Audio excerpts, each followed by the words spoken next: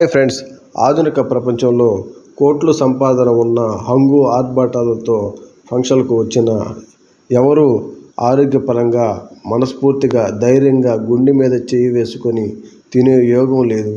మరియు నిద్రాహారాలు మాని మరీ సంపాదిస్తున్నారు.